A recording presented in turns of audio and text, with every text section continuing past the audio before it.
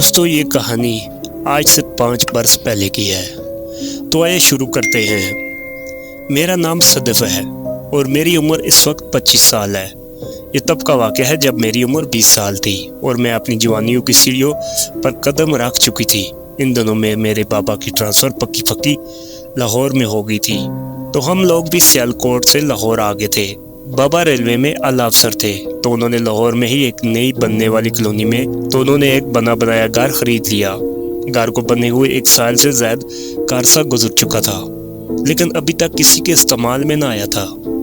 ہماری فیملی پہلے ہی فیملی تھی جنہوں نے خرید کر اس میں رہائش اختیار کی تھی۔ کالونی نئی ہونے کی وجہ سے ابھی چند گھر ہی بنے تھے۔ ہمارے گھر کے آس پاس والے پلاٹ ابھی خالی تھے، لیکن یہ کالونی شہر سے 20 منٹ کے فاصلے پر تھی، اس لیے بابا نے یہاں اپنا گھر لے لیا تھا۔ ہم سب خوش تھے۔ میری فیملی میں میرے بابا، میں یعنی صدف اور ایک چھوٹی بہن زینب 10 سال کی اور ایک چھوٹا بھائی عمر 7 سال کا تھا۔ گھر کافی پیارا تھا اور اچھے سے تیار کیا گیا تھا۔ سردیوں کی آمد تھی، اس لیے میں کافی خوش تھی کیونکہ مجھے خود سردیاں بہت پسند ہیں۔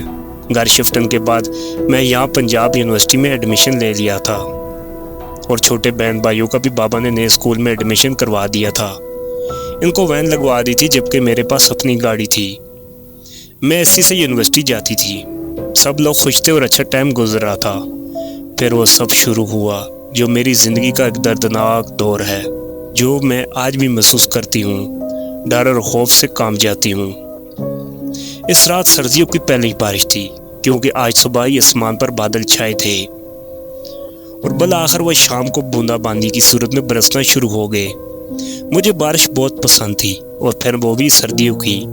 میرے من پسند کی میں نے مما سے فرمائش کر کے پکوڑے بنوائے اور خود چائے بنا کر پکوڑوں کے ساتھ چھت پر بارش انجوائے کرنے چلی گئی۔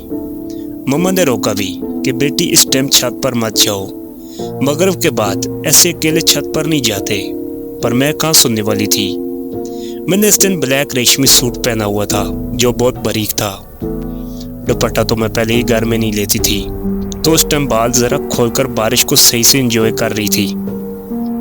ہلکی ہلکی بوندا باندی تھی جو آہستہ آہستہ میرے جسم کو بھگو رہی تھی، پر میں اپنے نشے میں مست چائے اور پکوڑوں کا لطف لے رہی تھی۔ میرا قد 5 فٹ 6 انچ تھا اور نارمل اور متناسب سراپا تھا۔ بگنے سے اور بھی میرے نشست فراز وعدہ ہو رہے تھے، لیکن میں گھر میں ہی تھی اور بابا بھی تک نہیں آئے تھے، اس لیے بنا کوئی ٹینشن لیے میں کافی دیر تک انجوائے کرتی رہی۔ جب چائے پکوڑے ختم ہو گئے تھے تب اچانک سردی کا بھی احساس ہوا اور فل میں بھیگ بھی چکی تھی۔ اندھیرا بھی چاروں طرف پھیلا ہوا تھا، سو نیچے جانا ہی مناسب سمجھا، اس سے پہلے کہ ماما خود آ جاتی۔ میں ہنستی کھیلتی نیچے آ گئی۔ ماما کی ڈانٹ سے بچنے کے لیے سیدھی روم میں گئی اور ڈریس چینج کی اور ماما کی ہیلپ کے لیے کچن میں آ گئی۔ رات کا کھانا بنایا، پھر بابا جب آئے تو اچھے موڈ پہ ڈنر کرنے کے بعد ہم سب اپنے اپنے کمروں میں سونے کے لیے چلے گئے۔ میں نے بھی روم میں آ کر بستر میں لیٹ کر سیل فون پکڑا اور سوشل میڈیا میں غرق ہو گئی، جو روز کی روٹین تھی۔ ماما بابا ایک روم میں اور چھوٹے بہن بھائی الگ روم میں ہوتے تھے، جبکہ میرا کمرہ الگ تھا۔ تھوڑی کمبل کی گرماہٹ ملی تو موبائل استعمال کرتے کرتے پتہ نہیں چلا کہ کب آنکھ لگ گئی۔ مجھے ایسے لگا جیسے میرے جسم پر کچھ رینگ رہا ہے اور میں بہت سے ٹائم سے عجیب سی بے چینی کا شکار تھی، لیکن میری آنکھ نہ کھل رہی تھی۔ ایسا لگ رہا تھا جیسے میرے جسم کسی کا کھلونا بنا ہوا ہے، وہ میرے جسم کو جہاں سے چاہتا ہے چھیڑتا ہے، جبکہ مجھ میں ہلنے کی بھی ہمت نہ تھی۔ مجھے لگ رہا تھا جیسے میں خواب دیکھ رہی ہوں، لیکن اچانک میری آنکھ کھلی تو میرا جسم پسینے میں شرابور تھا۔ دل کی دھڑکن بہت تیز ہو رہی تھی اور میرا کمبل بھی ایک طرف تھا اور لباس بھی بے ترتیب تھا۔ ایسا تو پہلے کبھی نہ ہوا تھا۔ باہر ابھی بارش ہو رہی تھی جو کہ کمرے کی کھڑکی سے نظر آ رہی تھی، لیکن صدف کا جسم پھر کیوں پسینے سے شرابور تھا، جیسے میلوں سفر کیا ہو، ساتھ ہی اس کا جسم سے درد بھی محسوس کرا رہا تھا۔ اس سے یہ سب بہت عجیب لگا، لیکن وہ اسے خواب سمجھ کر پھر سے سونے کی کوشش کرنے لگی۔ لیکن اس کے ذہن میں آ رہا تھا آخر کون تھا جو اس کے ساتھ ایسی حرکت کر رہا تھا۔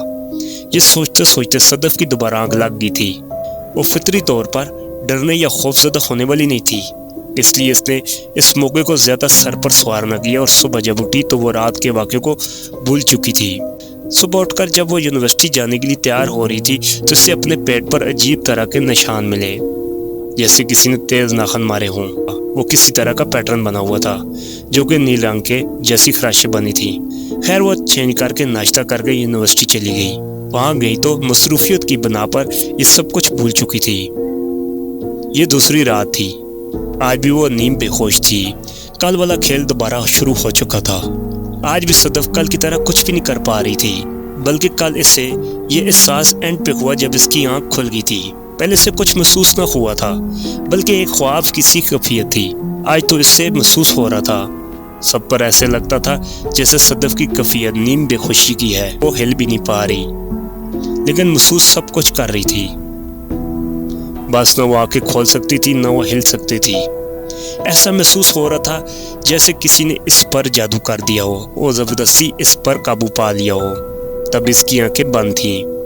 इसने महसूस किया कि कोई इसके ऊपर आकर लेट गया हो, जिससे सदफ के सीने पर वजन महसूस हो रहा था। वो सांस भी घुट रही थी, लेकिन वो बेबस थी। रफ्ता रफ्ता खादनुमा पंजा इसके जिस्म पर रेंग रहा था, सर से लेकर पांव तक। सदफ बेबस हुई पड़ी थी। वो जहाँ से चाहता था वहाँ पर निशान दे रहा था। ऐसा लगता था जैसे कसाई अपनी छुरी से किसी नाजुक जानवर को छेड़ रहा हो, जिससे इसके बदन पर खराशें आ रही हों। वो मुंह को छोड़कर इसके जिस्म से मुकम्मल तौर पर लुत्फ अंदोज हो रहा था। फिर रेंगता हुआ इसकी टांगों के दरमियान से होता हुआ इसके पांव पर से गायब हो गया। थोड़ी देर बाद सदफ की आंख खुल गई। मुझे लगा जैसे हकीकत की दुनिया में मैं वापस आ गई हूँ। आज भी कल की तरह बिल्कुल पसीने में भीगी हुई थी। सांस तेज तेज चल रही थी, पर मुझे आज जिस्म पर जलन महसूस हो रही थी, जैसे चोट के नतीजे में आई हो। खराशें दर्द देती हैं, बिल्कुल ऐसे ही इसे अपना जिस्म दर्द करता हुआ महसूस हो रहा था। वो जल्दी से उठी, अपने जिस्म को देखा तो कल जैसे निशान पूरे जिस्म पर मौजूद थे। अब वो थोड़ी डर रही थी कि या अल्लाह मैं किस मुसीबत में फंस गई हूँ, ये क्या हो रहा है। मेरे साथ अल्लाह मुझे इस मुसीबत से निकाल दे। वो तकरीबन रो देने के अंदाज में अल्लाह से दुआ मांग रही थी। आज सदफ हकीकत में परेशान थी और ये बकिया रात इसने जाग कर गुजारी और इसका कोई हल सोचती रही। सुबह होते ही इसने एक शावर लिया। इसे लगा जैसे इसके बदन को नापाक कर दिया गया था। नहाने के बाद वो कदरे फ्रेश महसूस कर रही थी। इसने हल्का फुल्का नाश्ता किया और मम्मा को बोला कि आज मैंने यूनिवर्सिटी नहीं जाना, कुछ तबीयत ठीक नहीं है। इसकी मम्मा ने परेशान होकर पूछा, बेटा ठीक तो है तबीयत, ज़्यादा तो नहीं ख़राब? नहीं मम्मा नहीं, बस ऐसे ही थोड़ा अच्छा फील नहीं कर रही, इसीलिए रेस्ट करना चाहती हूँ। मैं अपने रूम में जा रही हूँ, ये कहकर वो अपने कमरे में चली आई। इसके बहन भाई स्कूल और बाबा ऑफिस जा चुके थे। अब घर में वो और इसकी मम्मा थी। वो अपने कमरे में बैठकर इस मुसीबत से निकलने का हाल सोच रही थी। पहले इसने सोचा कि मम्मा को बता देती हूँ, लेकिन ये सोचकर मना कर दिया कि मम्मा बाबा परेशान होंगे और अभी नया नया घर है, इसलिए इनको परेशान करने के बजाय खुद ही कोई हल निकालना पड़ेगा।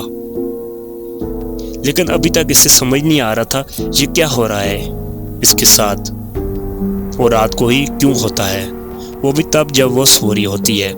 इसी लैपटॉप उठाया और गूगल पर कुछ लेकर सर्च करने लगी। तकरीबन 1.5 घंटे की मेहनत के बाद वो कुछ इब्तदाई मालूमात इकट्ठी करने में कामयाब हो चुकी थी। इन मालूमात के मुताबिक ये किसी गैर फितरी ताकतवर का काम था जो मुझे तंग कर रहा था। और साथ में एक हैरानी की बात यह थी, वहाँ साफ साफ लिखा था कि यह नौजवान लड़कियों से रिलेशन कायम करती है। अगर एक बार रिलेशन बन जाए तो उनसे जान छुड़वाना मुश्किल हो जाती है। लेकिन इसका कोई प्रॉपर हल मौजूद नहीं जिस पर मैं अमल करती तो मेरी जान छूट जाती। वो खुद तो परेशान थी, लेकिन किसी और को परेशान नहीं करना चाहती थी। लेकिन वो तो अब रात आने से भी डर रही थी। फिलहाल सिवाय परेशानी के इससे कोई हल समझ ना आ रहा था। इसने आज की रात जाग कर गुजारने का फैसला किया था कि ना मैं सोऊंगी और ना कोई मुझ पर हावी होने की कोशिश करेगा। फुल वक्त ये सोचकर मुतमईन हो गई थी।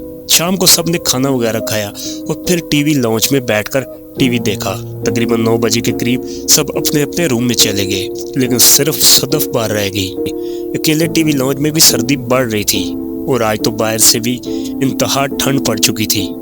सदफ बहन भाई के कमरे में भी नहीं जा सकती थी, ऐसे इनको भी कुछ ना हो जाए या वो डर न जाए। इसी वजह से सदफ वापस अपने कमरे की तरफ चली गई थी। वक्त गुजारी के लिए वो मोबाइल लेकर बैठ गई और मुख्तलिफ चीज़ें देखने लगी थी, लेकिन इसका जहन लगातार डर रहा था और साथ में खुद को तायद कर रही थी कि आज किसी भी हाल में सोना नहीं है। टाइम गुजरता रहा اب 12 بج چکے تھے۔ صدف کو نیند بھی بہت آئی تھی، لیکن فی الحال وہ کس طرح جاگنے میں کامیاب رہی۔ 12 بجنے کے بعد صدف تھوڑی سی لیٹ گئی تھی کمبل لے کر، لیکن کمبل بس آدھے جسم پر تھا، کمر تک، باقی وہ کمبل سے باہر تھی اور تقریباً لیٹ کر موبائل چلا رہی تھی۔ تھوڑی دیر صدف کو احساس ہوا جیسے اس کا کمبل نیچے کی طرف سے سرک رہا ہے، یہ کوئی آہستہ آہستہ کھینچ رہا ہے۔ اس کا کمبل کمر سے نیچے گھٹنوں تک آ گیا تھا۔ صدف نے اسے اپنا وہم جانا اور دوبارہ کمبل صحیح سے اوپر کر لیا۔ اسے لگا جیسے کمبل خود ہی سرک گیا ہوگا، پر تھوڑی دیر بعد دوبارہ وہی سین ہوا، کمبل پھر سے آدھے سے زیادہ نیچے سرک چکا تھا۔ اب کی بات صدف نے اٹھ کر بستر سے نیچے دیکھا تو بیڈ کے آس پاس کوئی بھی نہیں تھا، نہ کوئی جانور نہ کچھ اور۔ صدف نے کمبل بیڈ پر رکھا اور دوبارہ بیڈ پر بیٹھ گئی، لیکن اس کا دل اندر سے ڈر رہا تھا کہ شاید یہ وہی سب کچھ کر رہا ہے۔ صدف نے دل ہی دل میں اپنے رب کو یاد کیا اور اپنے آپ کو مصروف کر لیا موبائل میں تاکہ دھیان بڑھ جائے۔ اچانک سے شر شر کی آواز آئی، دیکھا تو اس کی کھڑکی کے پردے اڑ رہے تھے جیسے تیز ہوا سے اڑتے ہیں۔ صدف نے جلدی سے اٹھ کر دیکھا تو کھڑکی بالکل بند تھی اور اس کے اٹھنے کے ساتھ پردے بھی خود بخود نیچے آ گئے تھے۔ آج اس کے ساتھ کوئی نیا کھیل کھیلا جا رہا تھا، ایسے لگ رہا تھا جیسے کوئی اسے تنگ کر رہا ہے۔ وہ اب تھوڑی گھبرا گئی تھی، ابھی وہ بیڈ کی جانب آ ہی رہی تھی کہ تھوڑی دور تھی، لیکن وہ اچانک بیڈ پر گر گئی۔ اس سے ایسا لگا جیسے کسی نے اس کو دھکا دے کر زبردستی بیڈ پر لٹا دیا ہو۔ اس نے خود کو کمبل سے لپیٹا اور لیٹ گئی کہ اچانک صدف کی آنکھیں بند ہونے لگیں۔ آنکھیں کھلنے کے بجائے اس کا ذہن بھی معاف ہو چکا تھا اور اس سے لگ رہا تھا جیسے وہ نیند کی وادی میں جا رہی ہے اور تھوڑی دیر میں وہ گہری نیند میں سو چکی تھی۔ تب اسے نیند میں پھر وہی احساس ہوا، کوئی باری وجود اس کے سینے پر آ کر بیٹھ گیا اور اس کے جسم سے کھیلنے لگا۔ صدف کو احساس ہو رہا تھا جیسے کسی نے اس کو مضبوطی سے جگڑ لیا ہے اور وہ اس کے سامنے بے بس ہے۔ وہ جو کوئی بھی تھا بہت طاقتور تھا، لیکن اب کی بار پھر وہی منوس پنجہ نما ہاتھ صدف کے جسم پر رینگ رہا تھا۔ پنجہ جہاں جاتا وہاں بعد میں صدف کو تکلیف کا احساس شروع ہو جاتا، کیونکہ واپسی پر وہ جگہ خراشوں سے بھر جاتی تھی، ایک لڑکی کی نرم جلد کو جیسے کانٹوں سے بمبوڑا جا رہا ہو۔ وہ جو کوئی بھی تھا نہایت ظالم تھا، اس کی ہمت دن بدن بڑھتی جا رہی تھی۔ وہ ہاتھ نئے سروں کو کھوج رہا تھا اور ہر روز پہلے سے زیادہ در اندازی کرتا۔ آج تو صدف کو جیسے کسی نے جھگڑا ہوا تھا، وہ ہل بھی نہیں پا رہی تھی۔ تبھی وہ ہاتھ سر سے پاؤں کی طرف بڑھا اور پورے جسم سے رینگتا ہوا سینے تک آیا اور سینے سے ہوتا ہوا ٹانگوں کے درمیان غائب ہو گیا۔ تھوڑی دیر میں ہی صدف کی آنکھ کھل گئی تھی۔ جب صدف کی آنکھ کھلی تو بہت ڈری ہوئی تھی اور گھبرائی ہوئی تھی۔ اس نے جلدی سے پاس پڑے جگ میں سے پانی ڈال کر پیا۔ اتنی سردی کے موسم میں بھی ایک گلاس پانی وہ ایک ہی سانس میں پی گئی تھی۔ اس نے اپنے آپ کو ٹاول سے خشک کیا کیونکہ وہ ایک بار پھر پسینے سے بھیگی ہوئی تھی، لیکن اس کو جسم میں بہت زیادہ درد ہو رہا تھا۔ یہ درد اب صبح فجر تک رہنا تھا اور اس کے بعد یہ کم ہوتا جاتا تھا۔ نشانات بھی بالکل اسی طرح آہستہ آہستہ غائب ہو جاتے تھے۔ صدف نے نشانات دیکھنے کے لیے اپنی قمیض اتاری تو اس کے پیٹ پر آج بھی عجیب طرح کے نیلے رنگ کے نشان تھے، جیسے چوٹ کے بعد جسم نیلا ہو جاتا ہے۔ وہ کوئی خاص نشان تھا جو صرف آج ہی پیٹ پر بنا تھا۔ اس سے پہلے صدف نے پورے جسم پر ایسا نشان نہ دیکھا تھا اور آج اس کے کچھ حصوں کی خراشوں سے ہلکا ہلکا خون بھی نکل رہا تھا۔ صدف نے اٹھ کر گرم پانی سے غسل کیا۔ وہ اب قدرے بہتر محسوس کر رہی تھی اور ایک اور باری رات گزر گئی تھی۔ نشانات اور درد اب ہلکے ہلکے ختم ہو رہے تھے۔ جیسے ہی مکمل دن چڑھ جانا تھا، صدف نے بالکل ٹھیک ہو جانا تھا۔ پچھلے 3 دنوں سے بھی یہی ہو رہا تھا۔ گو کہ دھند کی وجہ سے سورج نہ نکل رہا تھا، لیکن صبح کا جلا ہی کافی تھا جو صدف کو ٹھیک کر دیتا تھا اور اس دوران بس تکلیف میں رہی تھی۔ صدف ناشتے کی ٹیبل پر بیٹھی سوچ رہی تھی، اب تو نہ سونے والا طریقہ بھی کام نہ آیا۔ اب کیا ہوگا؟ وہ 12 بجے سے لے کر صبح 6 بجے تک سو رہی تھی اور اس دوران بس تکلیف میں رہی تھی۔ صدف کی سوچوں میں گم دیکھ کر اس کی ماما نے پوچھا، بیٹا کیا مسئلہ ہے، کیوں پریشان ہو، کہاں کھوئی ہو؟ کچھ نہیں ماما، بس ایسی کوئی پریشانی نہیں، مجھے صدف نے جواب دیا۔ جلدی جلدی ناشتہ کرنے لگ گئی تھی۔ باقی لوگ بھی ناشتے سے اٹھ گئے تھے اور صدف اپنی گاڑی میں یونیورسٹی چلی آئی، جہاں اس کی دوست تانیہ کلاس کے باہر اس کا ہی انتظار کر رہی تھی۔ کہاں رہ گئی تھی؟ کلاس میں بیٹھی تانیہ نے پوچھا۔ کیونکہ صدف تھوڑی لیٹ ہو گئی تھی۔ کچھ نہیں یار، ٹریفک میں ٹائم لگ گیا، اس لیے تھوڑا لیٹ ہو گئی۔ اچھا یہ بتاؤ کل کیوں نہیں آئی؟ تانیہ نے پوچھا۔ صدف نے معمولی طبیعت خرابی کا بہانہ بنا کر ٹال دیا۔ لیکچر لینے کے بعد وہ دونوں کیفے چلی گئی، جہاں وہ سموسے اور چائے کا آرڈر دے کر بیٹھ گئی۔ صدف اب بھی پچھلے 3 دن کے واقعات میں کھوئی تھی۔ صدف ایک بات بتاؤ، تانیہ نے پوچھا، میں نوٹ کر رہی ہوں تم جب سے آئی ہو کچھ پریشان سی ہو، کہیں کھوئی ہو، کہ سوچو میں گم ہو، کوئی پریشانی ہے تو مجھ سے شیئر کرو۔ نہیں تانیہ، ایسی کوئی بات نہیں ہے، صدف نے سنبھلتے ہوئے بات بنائی۔ کوئی تو بات ہے، آخر دوست ہوں تمہاری، چہرہ دیکھ کر سمجھ آ جاتی ہے تم کب پریشان ہوتی ہو، بتاؤ نا یار۔ یہ سوچ کر ایسا تانیہ کو بتانے کا فیصلہ کیا کہ یہ ہو سکتا ہے میری مدد کرے۔ صدف نے پچھلے 3 دن اور رات کی ساری تفصیل تانیہ کو بتا دی، اور یہ سب بتاتے ہوئے صدف کے آنسو اس کے گالوں سے بہتے ہوئے ہونٹوں تک آ گئے۔ تب تانیہ نے بڑھ کر آگے اس سے گلے لگا لیا اور چپ کروایا۔ صدف میری جان، دیکھو تم پریشان نہ ہو، ہم دونوں مل کر کچھ نہ کچھ اس کا حل نکالیں گے۔ اب صدف کے ساتھ تانیہ بھی چپ کر کے سوچ میں گم تھی کہ کیا کیا جائے۔ تب تانیہ کے ذہن میں ایک بات آئی۔ اس نے صدف کو بولا کہ میرے ایک بھائی ہیں، نعیم بھائی ان کا نام ہے، اور وہ میرے کزن بھی ہیں، ہمیں ان سے ہیلپ لینی چاہیے، انشاءاللہ وہ ہمیں اس مسئلے سے ضرور نکالیں گے، مجھے پورا یقین ہے، تم چلو ابھی میرے ساتھ۔ یہ کہہ کر تانیہ صدف کو لے کر باہر چلی آئی، اور پھر صدف نے اپنی گاڑی نکالی۔ ابھی گھر جانے میں کافی ٹائم تھا، اس لیے صدف زیادہ پریشان نہیں تھی، وہ خود بھی چاہتی تھی کہ وہ اس مسئلے سے نکلے، اسی لیے تانیہ کے کہنے پر وہ اس کے ساتھ جانے پر رضامند ہوئی تھی۔ کہاں چلنا ہے؟ صدف نے پوچھا۔ ادھر ہی تھوڑی دور ہی جانا ہے، ان کے آفس میں ان کا اپنا فلٹر واٹر کا پلانٹ ہے۔ تقریباً 20 منٹ کے بعد وہ آفس کے باہر کھڑی تھی۔ تانیہ نے نعیم بھائی کو کال کر کے آنے کی اطلاع دے دی تھی، پھر انہوں نے اپنے آفس بلا لیا تھا۔ بالکل سادہ سا اور سلیقے سے ڈیکوریٹ آفس تھا۔ نعیم بھائی خود بھی ابھی 30-35 کے ینگ ہی تھے، چہرے پر ہلکی سی بیڈ شیو تھی، انہوں نے پینٹ شرٹ زیب تن کی تھی۔ صدف کی ایک نظر ان کی پرسنالٹی پر پڑی اور پھر حیران ہو کر تانیہ کی طرف دیکھا۔ نظر ہی نظر میں سوال تھا کہ بھلا یہ میری مدد کیسے کر پائے گے۔ تب تانیہ نے ان کی آنکھوں سے اطمینان اور یقین ظاہر کیا تھا، بھروسہ رکھو سب بہتر ہوگا۔ صدف سوچ رہی تھی کہ نعیم بھائی کوئی 40-50 سال کے بارش آدمی ہوں گے جو تسبیح وغیرہ پکڑے ہوں گے، لیکن یہاں ایسا کچھ نہیں تھا۔ یہاں ایک مکمل آفس اور پریکٹیکل ٹائپ بنا بیٹھا تھا۔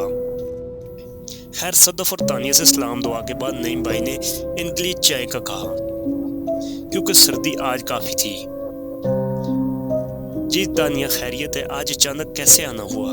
نعیم بھائی کے پوچھنے پر تانیہ نے مختصر بتایا کہ بھائی میں اور صدف ایک ہی کلاس میں پڑھتی ہیں، اور صدف میری بہت اچھی دوست بھی ہے۔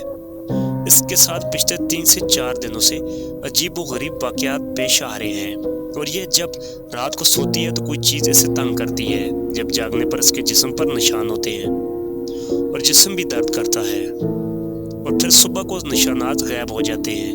یہ بہت پریشان ہے اور ڈری ہوئی ہے۔ اس نے گھر میں بھی کسی کو کچھ نہیں بتایا کہ وہ پریشان نہ ہوں، اور یہ لاہور کی ایک سوسائٹی میں نئے شفٹ ہوئے ہیں۔ تانیہ اتنا بتا کر خاموش ہو گئی تھی۔ نعیم بھائی بولے، جیسے تانیہ میری چھوٹی بہن ہے، بالکل ایسے آپ بھی میری چھوٹی بہن ہی ہیں، اور اب آپ کو ڈرنے کی کوئی ضرورت نہیں ہے، وہ جو کوئی بھی ہے انشاءاللہ آپ کو مزید پریشان نہیں کرے گا۔ آپ مجھے یہ بتائیں، سونے کے علاوہ تو آپ کو کوئی پریشانی نہیں ہوتی؟ مطلب کوئی ڈر خوف تو نہیں محسوس ہوتا؟ نہیں ایسی کوئی بات نہیں، صدف نے کہا۔ نعیم بھائی بس رات کو یہ سب ہوتا ہے۔ ہاں کل رات میں سوئی نہیں تھی، لیکن مجھے لگا تھا جیسے کسی نے مجھے زبردستی ڈرا کر سلا دیا ہو۔ چلے ٹھیک ہے، یہ کہہ کر نعیم بھائی نے اپنے ٹیبل سے ایک بیگ نکالا اور اس سے ایک تویز صدف کو دیا اور اس کو اپنے گلے میں ڈالنے کا کہا، اور بتایا کہ اس کو اتارنا نہیں کسی صورت میں بھی، نہاتے ہوئے بھی نہیں۔ اب آپ جائیں، اگر رات کو کوئی واقعہ ہو تو صبح لازمی مجھے بتائیے گا، پھر اس کا کوئی اور حل سوچیں گے، ویسے امید ہے اللہ بہتر کرے گا۔ صدف اور تانیہ وہاں سے نکلی تو صدف نے تانیہ کو اس کے گھر پر اتار دیا۔ تویز اب اس کے گلے میں، وہ خود کو بہت بہتر محسوس کر رہی تھی، ایسا جیسے کسی نے اس کے گرد حصار باندھ دیا ہو۔ وہ گھر آئی، ماما سے ملی، چھوٹے بہن بھائیوں سے بھی اسکول سے جو آ گئے تھے، बाबा अभी वापस नहीं आए थे। सर्दियों के दिन छोटे होते हैं और शाम जल्द हो जाती है, इसलिए सदफ ने आज बहुत दिनों के बाद खुद के लिए शाम की चाय बनाई और छत पर चली गई। आज मौसम कदरे साफ था, वरना दोनों सारी शाम ही अपने साए फैला देती थी, जैसे सर्दी में भी काफी इजाफा हो जाता था। सूरज डूबता हुआ सदफ को अच्छा लग रहा था और हाथ में पकड़ा चाय का कप इससे साथ साथ गर्माइश दे रहा था। इससे चाय खत्म की और नीचे जाने लगी। अचानक इसे ऐसा लगा जैसे बिल्ली के पंजे की आवाज आई हो। इसने पीछे मुड़कर देखा तो काला बिल्ला वहां खड़ा था, जो सदफ के पीछे देखने पर वहां से भाग गया। सदफ को कुछ गैर महसूस सा लगा, क्योंकि ये आम सैर से बड़ा था, जो एक अजीब बात थी। दूसरा, इसका घूरना भी अजीब था। सदफ यही सोचते हुए नीचे आ गई और फिर अपने रूम में चली गई। शाम को बाबा आए तो सब लोगों ने मिलकर खाना खाया और गपशप भी खूब हुई। खाने के बाद सबने चाय पी और फिर बाबा को एक जरूरी कॉल आई, वो उठकर चले गए, जबकि मैं और मम्मा बर्तन समेटने में लग गए। तब तक 9 से ऊपर टाइम हो चुका था। जैसे जैसे टाइम गुजरा था, सदफ को आने वाले वक्त का एहसास हो रहा था। सदफ ने अब अपने कमरे में पहुंचकर ड्रेस चेंज किया और यूनिवर्सिटी का थोड़ा काम करने लग गई। तकरीबन 11 बजे के करीब सदफ को नींद आ गई। वो अपने बिस्तर पर सोने के लिए लेट गई थी। 12 बजे के कुछ ऊपर का टाइम था। सदफ की आंख अजीब से शोर से खुली। सदफ ने आंख खोलकर जब शोर की जानब देखा तो उसकी चीख निकलते निकलते रह गई थी। बड़ी मुश्किल से उसने अपना मुंह पर हाथ रखकर चीख रोकी थी।